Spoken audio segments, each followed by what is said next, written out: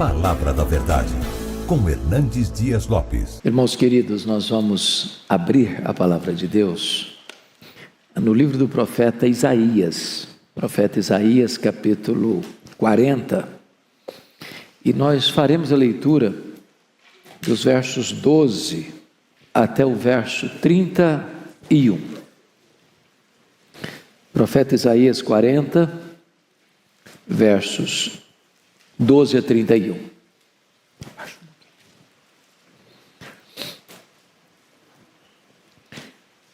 Eu peço que depois da leitura você mantenha a sua Bíblia aberta comigo nesta passagem. Peço só que você perceba um detalhe. O texto todo vai ser regido por perguntas retóricas. Nas próprias perguntas a resposta já está embutida. Então leia com esse entendimento. Ele está tratando da majestade de Deus e ele diz assim: quem na concha de sua mão mediu as águas e tomou a medida dos céus a palmos? Quem recolheu na terça parte de um éfa o pó da terra e pesou os montes em romana e os outeiros em balança de precisão? Quem guiou o Espírito do Senhor? Ou como seu conselheiro o ensinou? Com quem tomou ele conselho para que lhe desse compreensão? Quem o instruiu na vereda do juízo e lhe ensinou sabedoria e lhe mostrou o caminho de entendimento? Eis que as nações são consideradas por ele como um pingo que cai de um balde, ou como um grão de pó na balança. As ilhas são como o pó fino que se levanta. Nem todo o Líbano basta para queimar, nem os seus animais para um holocausto. Todas as nações são perante ele como coisa que não é nada. Ele as considera menos do que nada, como um vácuo. Com quem comparareis a Deus? Ou que coisa semelhante confrontareis com ele? O artífice funde a imagem, e o ourives cobre de ouro e cadeias de prata forja para ela.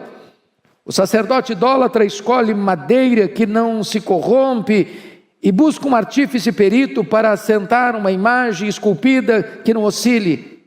Acaso não sabeis? Porventura não ouvis? Não vos tem sido anunciado desde o princípio? Ou não atentastes para os fundamentos da terra? Ele é o que está assentado sobre a redondeza da terra, cujos moradores são como gafanhotos. É ele quem estende os céus como cortina e os desenrola como tenda para neles habitar. É ele quem reduz a nada os príncipes e torna em nulidade os juízes da terra. Mal foram plantados e semeados, mal se arraigou na terra o seu tronco, já se secam, quando um sopro passa por eles e uma tempestade os leva como palha. A quem, pois, me comparareis, para que eu lhe seja igual, diz o santo? Levantai ao alto os olhos e vede. Quem criou essas coisas? Aquele que faz sair o seu exército de estrelas, todas bem contadas, as quais ele chama pelo nome, por ser ele grande em força e forte em poder, nem uma só vem a faltar. Por que dizes, pois, ó Jacó, e falas, ó Israel, o meu caminho está encoberto ao Senhor, e o meu direito passa despercebido ao meu Deus? Não sabes? Não ouviste? Que o eterno Deus, o Senhor, o Criador dos fins da terra, nem se cansa, nem se fatiga? Não se pode esquadrinhar o seu entendimento. Faz forte ao cansado e multiplica as forças ao que não tem nenhum vigor. Os jovens se cansam e se fatigam, e os moços de exaustos caem. Mas os que esperam no Senhor renovam as suas forças, sobem com asas como águias, correm e não se cansam, caminham e não se fatigam. Amém. Aleluia. Irmãos amados, eu gostaria hoje de pensar com vocês como nós poderemos ter a nossa força renovada, a nossa esperança revitalizada, a nossa alegria remoçada. O profeta Isaías, ele está tratando aqui da majestade de Deus, da grandeza de Deus, da soberania de Deus. E eu não encontro nenhuma razão mais eloquente do que esta para termos uma igreja viva e uma igreja forte. A Bíblia diz que o povo que conhece a Deus é um povo forte e um povo ativo. A W. Tozer, que foi talvez um dos mais importantes escritores do século passado, ele diz que o maior problema da igreja, e ele está falando da igreja do século passado, e nós falamos da igreja de hoje, é que muitas vezes nós passamos a maior parte do tempo olhando para o nosso próprio umbigo, tomando o nosso próprio pulso. Se nós conhecermos a Deus, prosseguirmos em conhecer a Deus, isso é a própria essência da vida eterna. Foi Jesus quem disse: a vida eterna é esta, é conhecer a Deus e conhecer a Jesus Cristo, a quem tu enviaste. Mas quem é o nosso Deus? Quão grande é o nosso Deus? Quão poderoso é o nosso Deus? Quão digno de confiança é o nosso Deus? Quão digno de honra e glória é o nosso Deus? Pois bem, no texto que nós acabamos de ler, ele vai mostrar para nós a grandeza desse Deus. Primeiramente, notem comigo, em relação à própria criação que existe.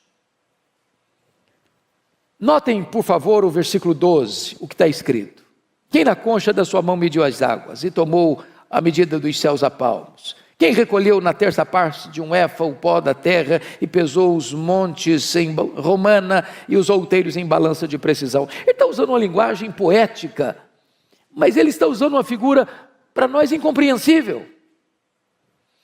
Vejam vocês, mediu as águas na concha da sua mão? Se você pensar no Pacífico, no Atlântico, no Índico, no Mediterrâneo, nos mares, nos rios, pensa o que é isso? Tente esvaziar o Atlântico aí com um baldinho, veja quanto tempo você vai levar. É incompreensível para nós entender que ele tomou a medida dos céus a palmos.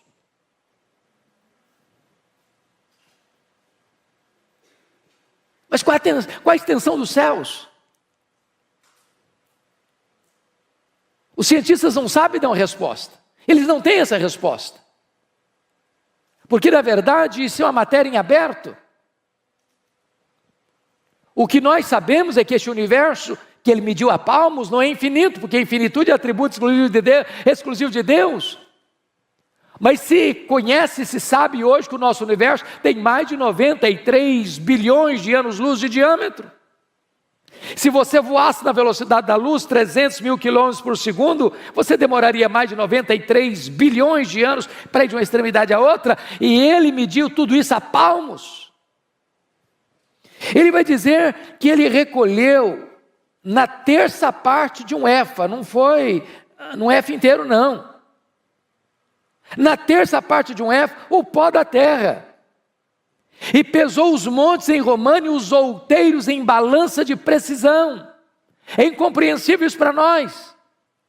Mas o profeta está usando essa figura bela, poética, romântica até, para provar para nós uma coisa: o seu Deus é o Deus majestoso. Ele é maior que tudo quanto ele criou. Veja comigo o verso 26. Levantai ao alto os olhos e vede quem criou estas coisas. Aquele que faz sair o seu exército de estrelas, todas bem contadas, as quais ele chama pelo nome, por ser ele grande em força e forte em poder, nenhuma só delas vinha a faltar. É outra coisa espantosa, porque os cientistas dizem que tem mais estrelas no firmamento que todos os grãos de areia de todas as praias e desertos do nosso planeta. Ele não apenas criou todas elas, ele batizou cada uma delas pelo nome. E porque ele é forte em força e grande em poder, quando as chama pelo nome, nenhuma só delas vem a faltar. Este é o seu Deus, majestoso, glorioso, absolutamente digno de honra, de glória e de louvor da sua igreja. Mas em segundo lugar, veja comigo nos versos 13 e 14, que ele vai mostrar a grandeza do seu Deus em relação ao saber, ao conhecimento. Ele diz assim: quem guiou o Espírito do Senhor? Ou como seu conselheiro o ensinou? Com quem ele tomou conselho para que lhe desse compreensão? Quem o instruiu na vereda do juízo e lhe ensinou sabedoria e lhe mostrou o caminho do entendimento? Ele está perguntando em outras palavras para nós assim: em que escola ele estudou? Qual foi a faculdade que ele fez? Onde ele fez a sua pós-graduação? Onde ele fez seu mestrado? Onde ele fez seu doutorado? Onde ele fez seu pós-doutorado? Quem foi o professor de Deus? Quem instruiu a ele? Quem ensinou a ele? Quem deu a ele conhecimento? E aqui está algo tão sublime, porque todo saber procede de Deus, toda ciência emana de Deus. Ele é a fonte de todo conhecimento, Ele é a fonte de todo saber. É por isso que nós, povo de Deus, não desprezamos o nosso cérebro, nós não jogamos o nosso cérebro fora. É por isso que nós valorizamos toda a ciência, todo o saber, porque toda a ciência, todo o saber e toda a verdade procede de Deus, porque Ele é a fonte de todo o saber, de todo o conhecimento, de toda a ciência. Nós sabemos fragmentadamente, Ele sabe completamente. Nós sabemos parcialmente, Ele sabe o todo. Nós conhecemos em parte, mas então Ele conhece tudo, e haverá um dia em que Ele vai abrir para nós o painel do saber, e nós conheceremos como também somos conhecidos. Esse Deus é digno de honra e de glória. Mas, em terceiro lugar, confira comigo aí os versos 15 a 18, porque vai mostrar a grandeza de Deus, não só em relação à criação, não só em relação ao saber, mas em relação às grandes potências da época, as grandes nações da época. Veja, por favor, versos 15 a 18. Eis que as nações são consideradas por ele como um pingo que cai de um balde, ou como um grão de pó na balança. Olha o verso 17. Todas as nações são perante ele como coisa que não é nada. Ele as considera menos do que nada, como um vácuo. E ele usa uma linguagem aqui tremenda. Porque um pingo que cai de um balde, não dá para refrescar o chão ressequido, nem matar a sua sede. Ele olha para essas grandes potências, pense comigo nas potências do passado, o Egito, a Síria, a Babilônia, Império Medo-Persa, Império Greco-Macedônio, Império Romano. Pensa comigo hoje, Estados Unidos, China, Japão, Alemanha, Reino Unido, França, Europa, os países da África, os países da Ásia, os países da Oceania, os países da América do Norte, Central, do Sul. E ele considera todas essas nações, todas essas potências econômicas e militares como um pingo que cai num balde, como um pó numa balança de precisão. Aliás, ele vai além do seguinte: é como nada, é como menos do que nada, é como um vácuo. Então as nações que se insurgem contra Deus, as nações que blasfemam de Deus, as nações que acham que elas mesmas são a própria divindade, Deus olha essas conspirações todas da terra, diz o Salmo 2, e ri. Porque Ele quem levanta reinos e abate reinos, Ele quem coloca reis no trono e faz esses reis apiarem do trono, e só Ele é Deus, só Ele é o Rei Supremo. Mas o profeta Isaías vai além, e vai mostrar a majestade de Deus, a grandeza de Deus, em quarto lugar, em relação aos ídolos. Confira comigo os versos 19 a 21. O artífice funde a imagem, o ourives a cobre de ouro e cadeias de prata forja para ela. O sacerdote idólatra escolhe madeira que não se corrompe, busca um artífice perito para assentar uma imagem esculpida que não oscile. Acaso não sabeis? Porventura não ouvis, não vos tem sido anunciado desde o princípio, ou não atentastes para os fundamentos da terra? Ele está agora comparando Deus, o nosso Deus, o único Deus vivo e verdadeiro, com os ídolos dos povos. Quando Deus tirou o seu povo de Israel do Egito, por que mandou 10 pragas? Poderia ter sido 2, 3, 4, 5, 6. Por que 10? Porque cada praga daquela desbancava uma divindade do panteão egípcio. Ele está mostrando que só Ele é Deus, que os deuses dos povos são deuses falsos, não são deuses de verdade. Quando você olha o Império Assírio, ele tinha muitos deuses. Quando você olha o Império Babilônio, ele tinha muitos deuses. Quando você olha o Império Medo-Persa, tinha muitos deuses. Quando você olha o Império Grego, tinha um panteão de deuses gregos. Quando você olha o Império Romano, tinha um panteão de deuses romanos. Mas só Deus é Deus. Aquilo que os homens chamam de deuses, aquilo que os homens dizem que esse é o padroeiro, esse é o protetor, essa é a protetora, não protegem eles mesmos. São feitos por mãos humanas, de barro, de gesso, de pedra, de pau. Mas o nosso Deus reina, o nosso Deus é soberano, Ele é o Deus autoexistente, Ele é o Deus infinito, Ele é o Deus imenso, Ele é o Deus eterno, Ele é o Deus imutável, Ele é o Deus onipotente, Ele é o Deus onipresente, Ele é o Deus onisciente, Ele é o Deus transcendente, Ele é o Deus soberano, só Ele é Deus. Mas o profeta Isaías vai além. Vai mostrar para nós agora a grandeza deste Deus em relação aos governantes da época, os príncipes da época. Olha o que ele vai dizer nos versos 22 a 25. Ele é o que está assentado sobre a redondeza da terra, cujos moradores são como gafanhotos. É Ele quem estende os céus como cortina e os desenrola como tenda para neles habitar. É Ele quem reduz a nada os príncipes e torna em nulidade os juízes da terra.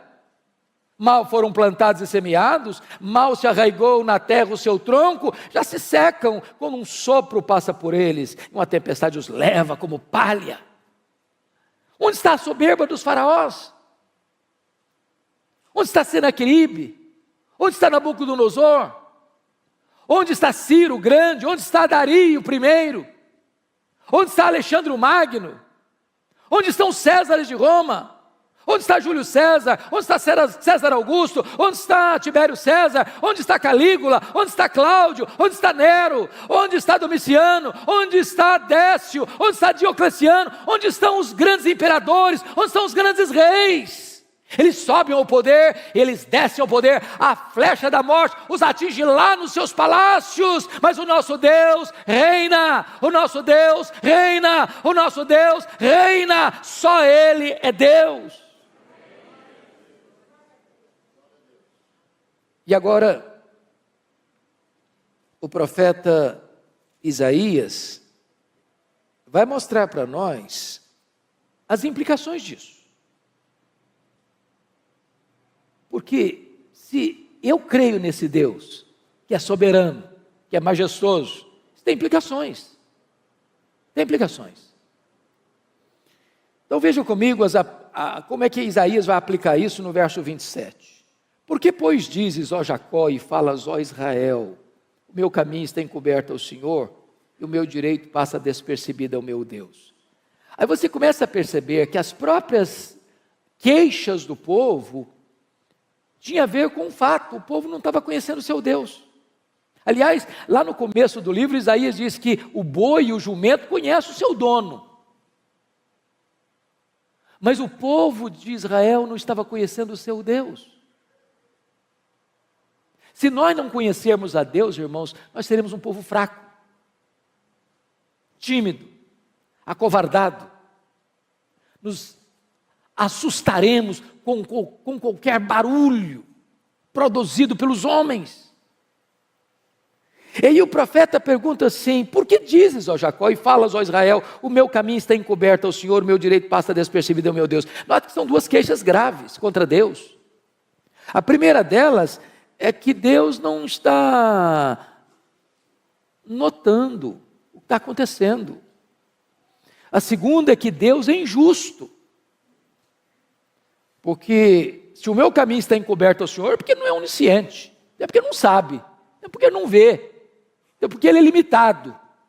Agora, quando ele diz aqui que o meu direito passa despercebido ao meu Deus, está dizendo, Deus é injusto, eu mereço e Deus não me dá. Eu estou passando por uma situação que eu não mereço passar, eu mereço coisa melhor, eu devia ter coisa melhor, e Deus não está me dando o que eu mereço.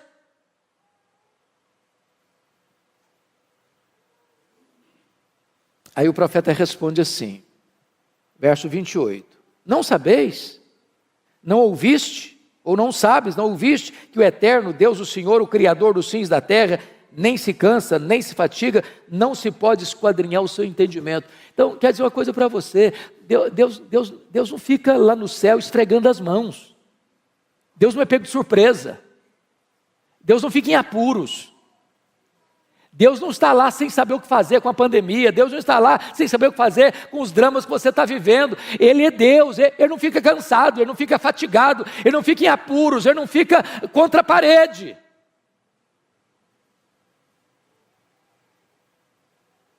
Mas notem uma coisa, não se pode esquadrinhar o seu entendimento. Sabe o que significa isso, irmãos? Tem muita coisa na vida que eu não vou conseguir explicar, pastor Erival não vai conseguir explicar, você não vai conseguir entender, você não vai conseguir explicar. Porque se eu pudesse entender Deus no seu aspecto pleno, eu seria igual a Ele, eu não seria Deus. Eu sempre serei limitado. Os atributos incomunicáveis de Deus nós não teremos nem no céu. Há coisas que você e eu não vamos entender. Eu fico olhando a história do Jó, por exemplo, que foi golpeado na vida financeira, na saúde, no casamento, nas amizades e com os filhos. E o que Jó fez? Ele perguntou, ele quer saber. Ele fez 16 perguntas, por quê, por quê, por quê, por quê, por quê? Ele fez 34 queixas contra Deus, e a resposta de Deus para ele foi o silêncio. E quando Deus falou, Deus não respondeu nenhuma das 16 perguntas, nenhuma das 34 queixas, ao contrário, Deus fez 70 perguntas para ele. A Bíblia diz que Deus o restaurou, mas Deus não explicou. O que Deus promete para você é restauração, nem sempre explicação. Às vezes você diz assim, pastor, é verdade, eu vou chegar lá no céu com a minha listinha de perguntas, eu vou querer saber muita coisa. Não vai querer nada. Não vai querer nada, sabe por quê? O céu é autoexplicativo. Primeiro instante que você chegar no céu, todas as suas dúvidas terão sido dissipadas. Lá não tem interrogações, lá não tem perguntas, lá tem respostas. Lá nós conheceremos como somos conhecidos. A nossa leve e momentânea tribulação aqui produzirá para nós eterno peso de glória, acima de toda comparação. Mas ele prossegue no texto, confira comigo no verso 29, quando ele diz assim, esse Deus faz forte ao cansado e multiplica as forças ao que não tem nenhum vigor. Talvez você está hoje aqui, meu irmão, de tanque vazio. Talvez você está aqui andando na reserva. E eu quero dizer para você que Deus trouxe você aqui nesta noite para dar uma B12 na sua veia espiritual. Deus trouxe você aqui hoje para dizer o seguinte, olha meu irmão, você não precisa andar fraco e abatido não, você pode ser fortalecido, o Deus Todo-Poderoso é o seu Deus, é o seu Pai, e Ele está aqui hoje para fortalecer você, levantar você. Ele diz no verso 30, confira comigo, os jovens se cansam e se fatigam, e os moços exaustos caem. O que ele está dizendo? Hoje eu assisti o sermão do pastor Ivaldo, às 8 horas, e ele deu uma pincelada nesse assunto aqui. Se você confiar, jovem, na sua força, o jovem tem vigor, ele é forte, ele enfrenta a luta e vai para frente, vai para cima, ele tem força, ele tem vigor. Mas isso é limitado, sabia? Tem muito jovem cansado. Tem muito jovem arquejado. Tem muito jovem fatigado. E é Deus, e só Deus pode multiplicar suas forças, renovar seu ânimo, dar esperança para você. Por isso o texto no verso 31 diz algo sublime. mas os que esperam no Senhor renova as suas forças. Não é o forte na sua força, não é o sábio na sua sabedoria, não é o rico na sua riqueza, é os que esperam no Senhor. Não é o trabalho que você tem, não é a empresa que você dirige, não são os negócios que você tem, não é a tradição da sua família, não é os diplomas que você granjeou nos seus estudos acadêmicos, é os que esperam no Senhor. E aí ele faz uma comparação interessante.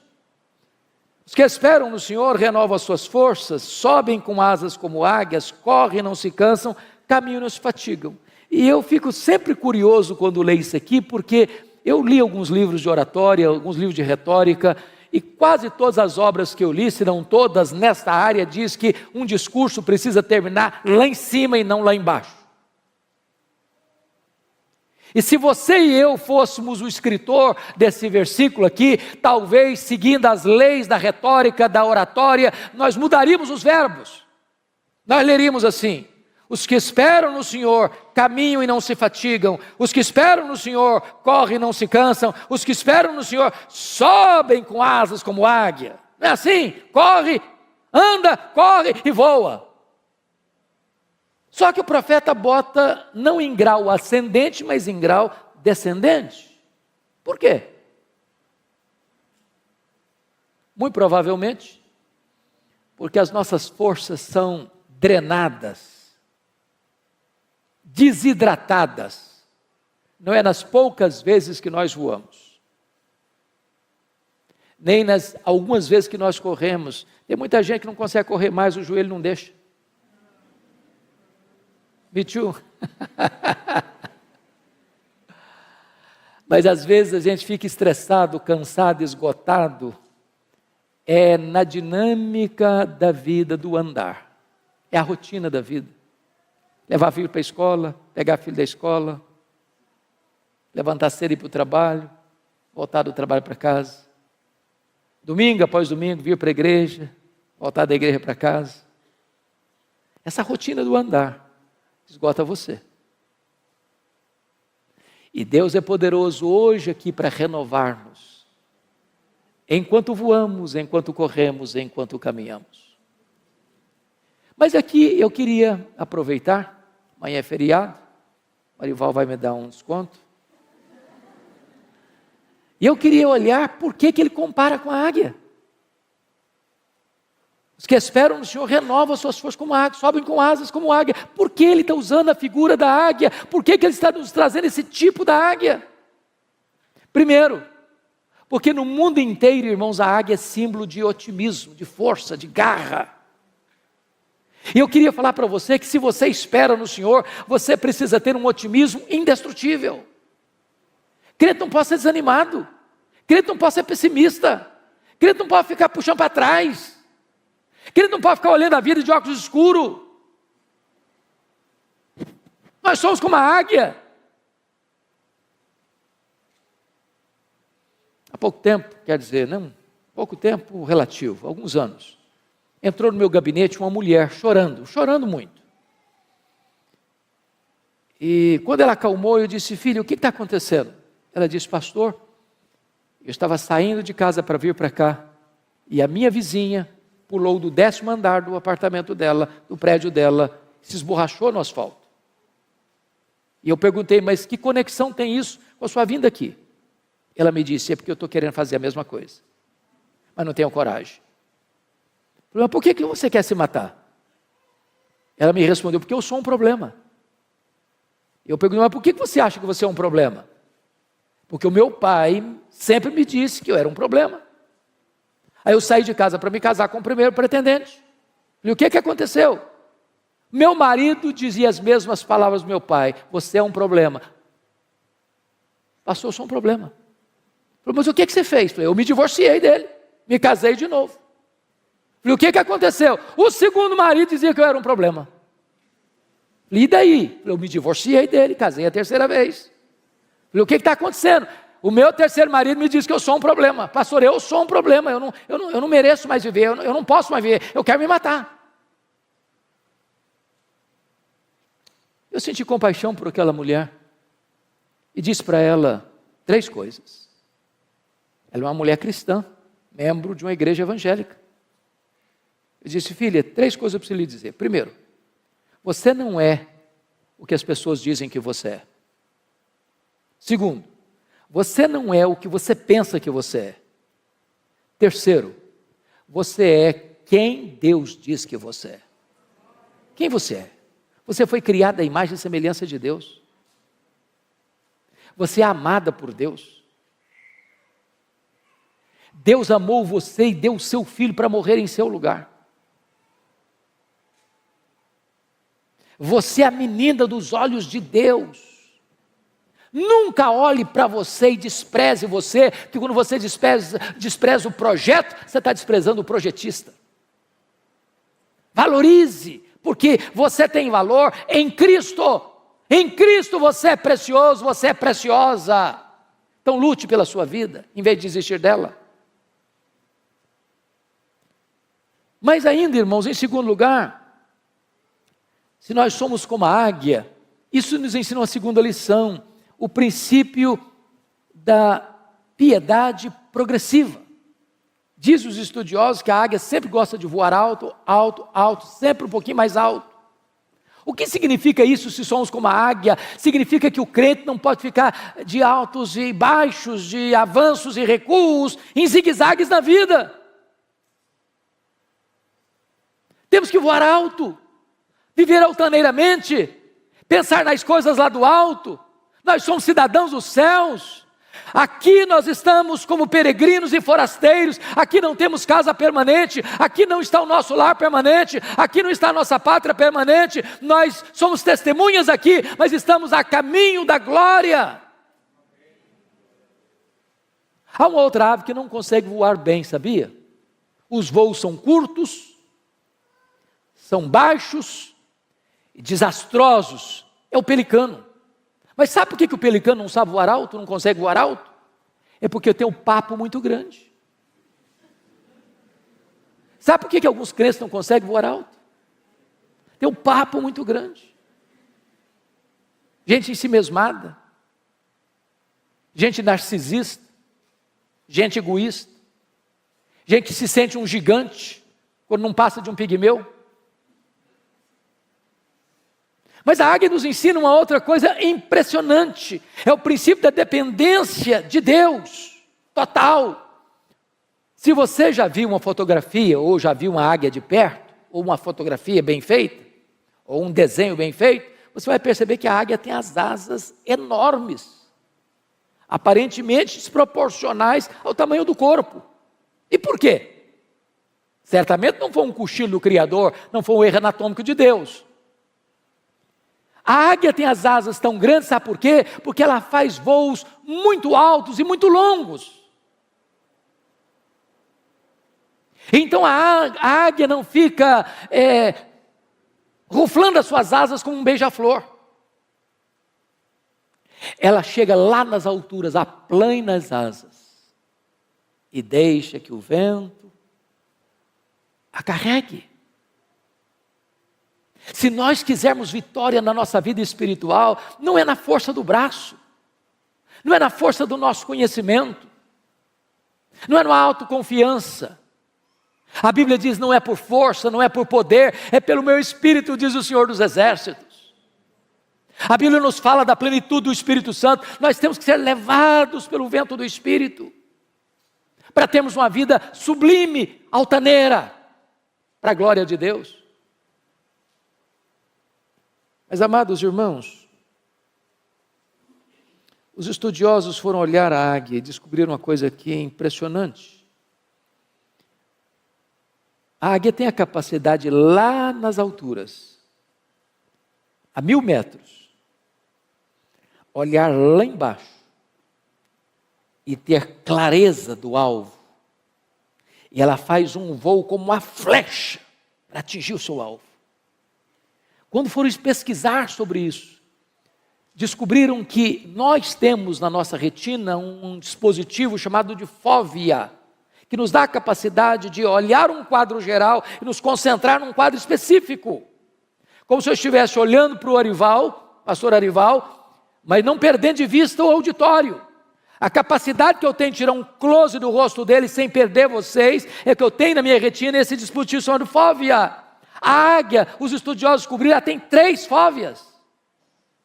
Ela ao mesmo tempo consegue enxergar um alvo acima, na frente e embaixo. Mas se nós somos com a águia, o que significa isso? Nós temos que ter visão para cima, para o alto, para Deus. Tem gente, irmãos, que é cientista, pós-doutorado em algumas áreas do saber humano e não enxerga um palmo acima da cabeça. Tem um mínimo de discernimento espiritual. Tem gente que se tornou crente, muita gente se tornou crente, ficou uma pessoa assim alienada. Ela não tem mais conexão com a história, ela não tem mais conexão com a vida, ela parece que perdeu a capacidade de pensar e de refletir. Nós temos que conhecer a história, nós temos que conhecer o que o homem está pensando, nós temos que conhecer o que está acontecendo aí fora, nós temos que olhar para frente e discernir o nosso tempo, nós temos que ser como os filhos de Issacar, especialistas no tempo em que vivemos, para não sermos massa de manobra. Mas nós temos que olhar lá para baixo, irmãos. Eu estou chegando hoje de Guiné-Bissau, estava compartilhando com o pastor a dor do meu coração. A dor do meu coração. Eu estive em 2019 em Angola, já fiquei chocado, mas Guiné-Bissau é dezenas e dezenas de vezes uma situação mais crítica do que Angola. A pobreza generalizada. A expectativa da população é ter um prato de comida por dia. Quando a pessoa melhora a sua condição de vida, ela consegue cobrir a casinha dela de zinco, que faz barulho demais quando chove, e é quente demais, e é um país muito quente. Não tem emprego, não tem dinheiro. Estava retornando, conversando com a médica que estava lá, prestando serviço de caridade, e ela disse que o único hospital, as camas estão podres e não tem o mínimo de remédio, mas o mínimo, o básico do básico. Mulheres, crianças e velhos com a bacia na cabeça, vendendo um pouquinho de pepino, ou de cebola, ou de batata, para conseguir um pouquinho de comida naquele dia. E nós precisamos olhar para baixo. E termos misericórdia, não só de sentimento, mas de ação, de fazer alguma coisa. Quando tantas vezes você reclama da casa que mora, do carro que anda, da comida que tem na mesa.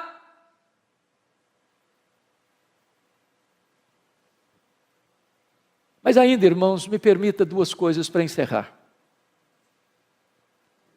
Lá no Salmo 103, versículo 5, a Bíblia diz que Deus renova a nossa mocidade como a da águia. Isso é impressionante para mim. Porque se Deus renova a minha mocidade como Deus renova a mocidade da águia, eu tenho que saber como é que Deus renova a mocidade da águia. E a águia tem uma capacidade de superação incrível. Porque quando ela percebe que ela está com as suas penas enferrujadas, com o seu bico enferrujado, com as suas garras impotentes, ela faz algumas coisas interessantíssimas. Ela se isola, ela fecha a sua agenda, ela para a sua atividade, e ela vai lá para o alto de um penhasco e fica lá, sozinha. Tem hora, amado irmão, que nós precisamos dar uma parada, para saber por que eu estou fazendo o que eu estou fazendo. Não tem nada mais perigoso do que o ativismo, sem reflexão. Deus não nos chamou prioritariamente para fazer a sua obra, Deus nos chamou prioritariamente para andarmos com Deus da obra. Tem hora que é preciso fazer um retiro, não na direção de uma coletividade, mas da solidão, talvez da solidão do seu quarto. A águia, ela mesma tira as suas penas enferrujadas. Talvez é hora de você tirar algumas penas enferrujadas. O pastor já explicou dos pecados. Alguns pecados, alguns hábitos, alguns vícios, algumas manias, algumas idiosincrasias. Que se grudaram, que viraram hábito, que viraram vício. Que é preciso tirar. Vai doer, vai sangrar, mas enfrente isso, se você quer ser restaurado por Deus. A águia amola o bico na pedra para tirar aquela ferrugem. Irmãos amados, se nós queremos restauração de Deus, nós precisamos afiar o bico, sabia? Tem muito crente entrando em brigas feias, nos bastidores da internet. Brigas horríveis, falam mal uns dos outros, criando contenda uns com os outros. Está na hora de parar com isso, não perder tempo com isso, para ler um pouco mais a nossa Bíblia, orar um pouco mais, buscar mais a Deus, consagrar-nos mais, usar melhor o nosso tempo. A águia bate com as garras na pedra, para que aquelas garras frágeis caiam e possam surgir novas garras fortes. Nós precisamos de armas, não enferrujadas, mas poderosas em Deus, para destruir fortalezas e anular sofismas.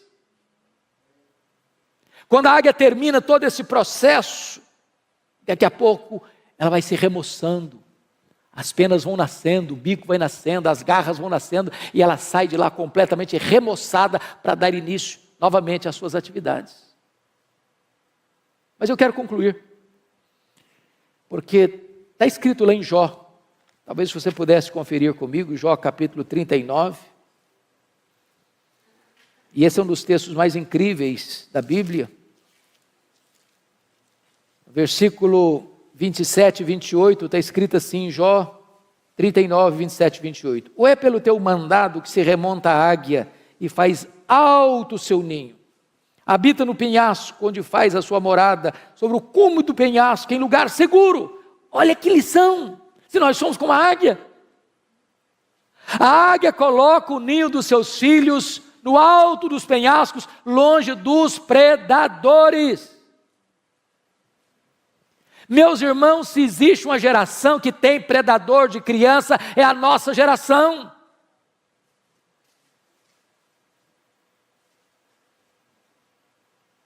Os carros de sons ficam nas portas das escolas, panfletando a meninada. É uma festa hoje, é uma reunião amanhã, é uma proposta hoje, é outra proposta amanhã. As igrejas até recentemente estavam preocupadas com seus adolescentes. Hoje não é mais com adolescente que o povo está preocupado, não. É a idade de 4 a 9 anos. É nessa idade que estão dizendo para o menino, é aí que você vai decidir se você vai querer ser homem ou mulher. Estão querendo destruir a nossa geração de crianças. E nós, pais, precisamos colocar o ninho dos nossos filhos no lugar alto, longe dos predadores.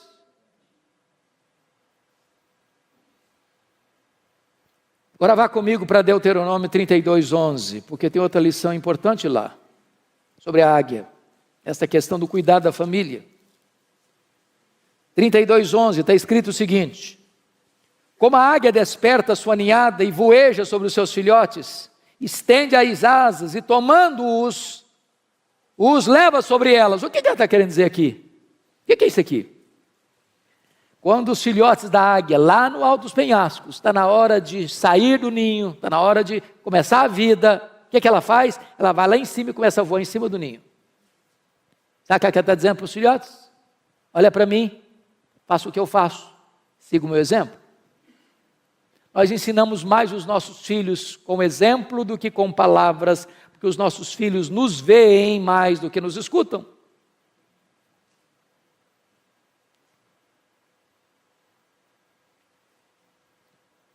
Mas talvez você pergunte, pastor, eu sou um pai exemplar, eu sou uma mãe exemplar e eu estou tendo problema em casa.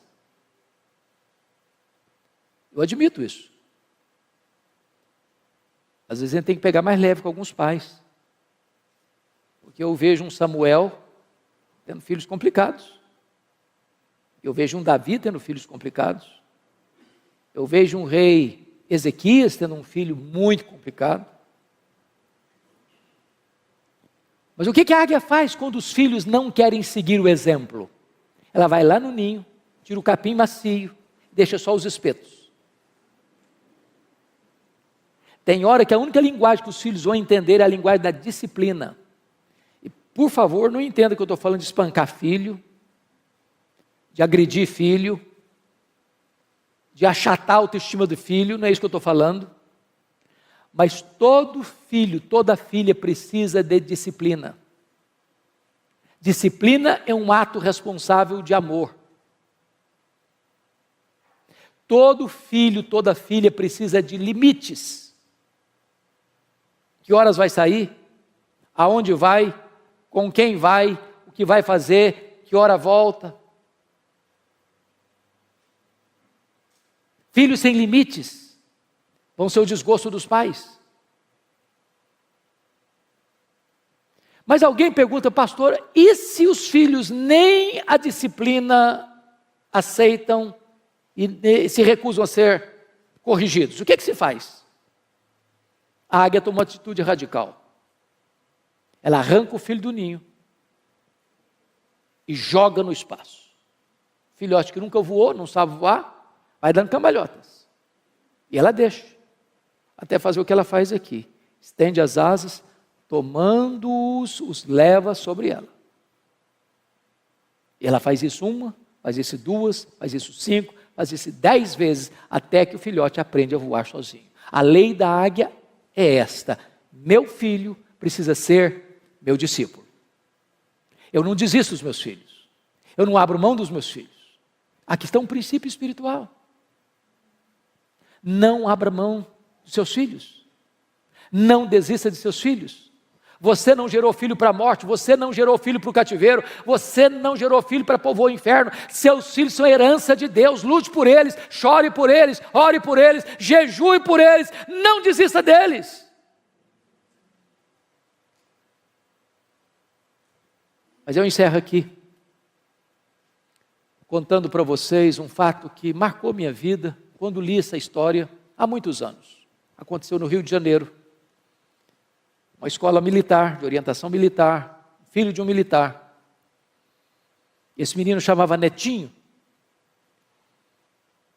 E um dia a professora do Netinho, ele era um pré-adolescente, foi abordado pela sua professora, porque a professora entendeu que ele estava colando na prova. Tomou a prova dele, deu 0, chamou os pais e expôs a situação diante do menino.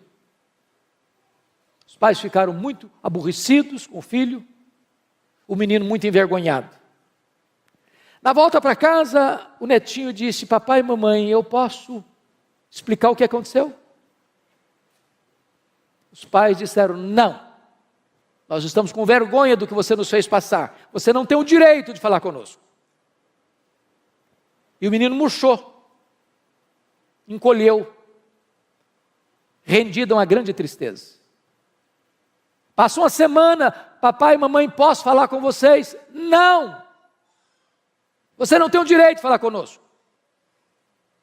E o menino se entregou a uma profunda tristeza. Depois de uns 15 dias, o menino muito triste, sem poder falar com os pais, o pai pegou a mãe, foram ao supermercado fazer compra, deixou o revólver, ele era militar, em cima da geladeira. Netinho pegou um papel, pegou uma caneta, começou a escrever uma carta. Diz: papai e mamãe, me perdoem, mas eu não suportei a dor de não poder olhar nos olhos de vocês e falar com vocês. Falar que eu fui inocente. A minha professora se equivocou. Mas eu não tive o direito de me defender, nem mesmo com vocês. Eu não aguentei essa dor, me perdoem. Pegou o revólver do pai, deu um tiro na cabeça. Quando os pais chegaram, Netinho estava caído numa poça de sangue, com o revólver de um lado, a carta do outro. E aquilo mexeu com a nação brasileira, trazendo um alerta para nós. Nossos filhos não são perfeitos, como nós não somos perfeitos. Se eles errarem, precisamos perdoá-los. Nós temos que ter comunicação aberta com os nossos filhos, para ouvi-los, e ajudá-los, e a encorajá-los, e a soerguê-los, e a dar a eles a oportunidade de botar o pé na estrada e continuar caminhando para a glória de Deus.